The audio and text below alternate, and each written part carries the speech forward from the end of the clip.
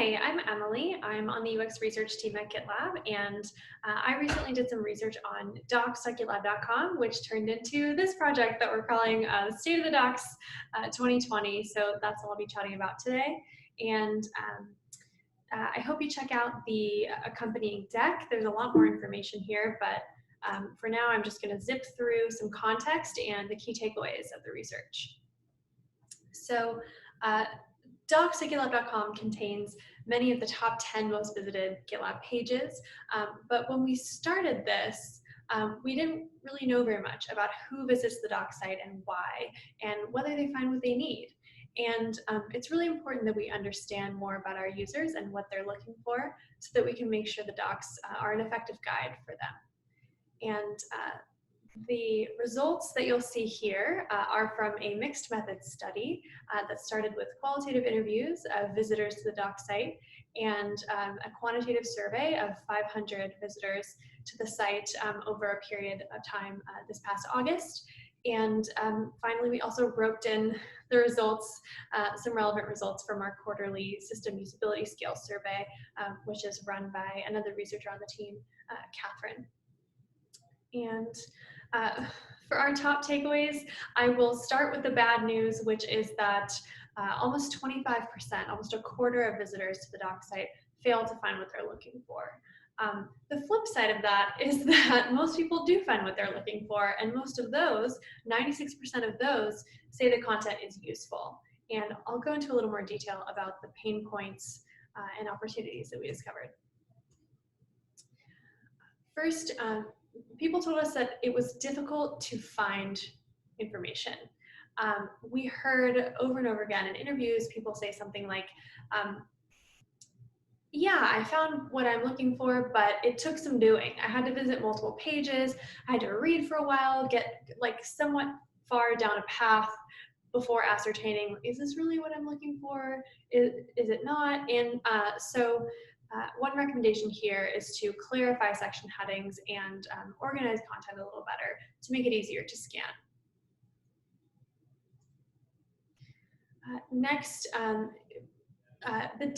information about different versions of GitLab that appear sometimes close together in the documentation is confusing for people. In this example, right up top, there's something about GitLab 11.11, and then further down, there's something about GitLab 13.4 and later, and people told us they would have expected to see the most recent version up top. And especially for newer users who we found are less likely to know which version they're on, it can be really difficult to know which set of instructions applies to them. So one recommendation here is to clarify which version people are reading about and to feature the most recent instructions. And thirdly, gitlab.com/help and docs.gitlab.com are different sites. They're maybe eerily similar but different. And I learned in stakeholder interviews before this all started that /help was developed as a solution for people using offline environments.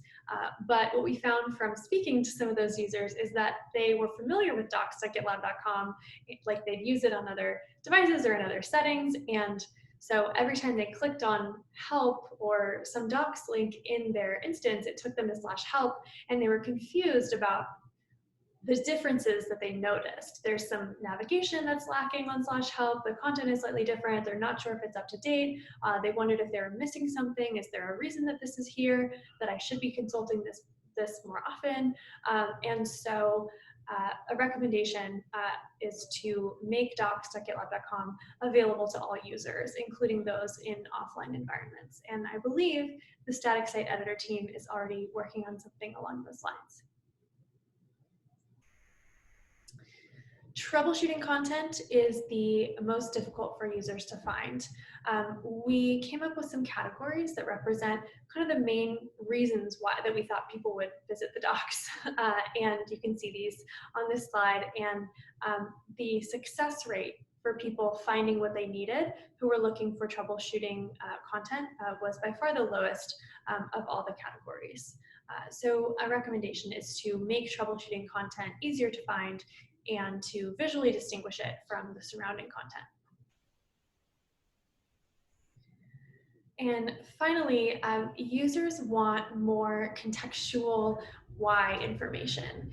They need a little bit of help sometimes understanding why this set of instructions or that set of instructions, this option versus that option would be best for them. What person in what situations would choose X over Y? They want to limit the decisions they have to make with limited information before they invest in in any given path. So I think in our docs we often jump right into exactly how to do, how to set something up, how to complete a process. They want to hear, they want to read something that takes a step back and tells them why would I choose to do that. So accordingly, a recommendation is to include more why information.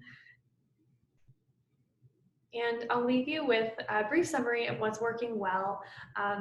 Most people found what they were looking for, as I mentioned.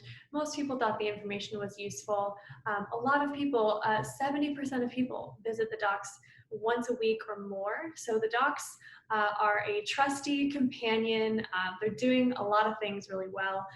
Users especially like that detailed documentation is available on release day, and they especially love the code samples. They love when they can just copy and paste something and it works, of course. And I hope you take a spin through the rest of the deck. Looking forward to any questions that come up. Thanks so much.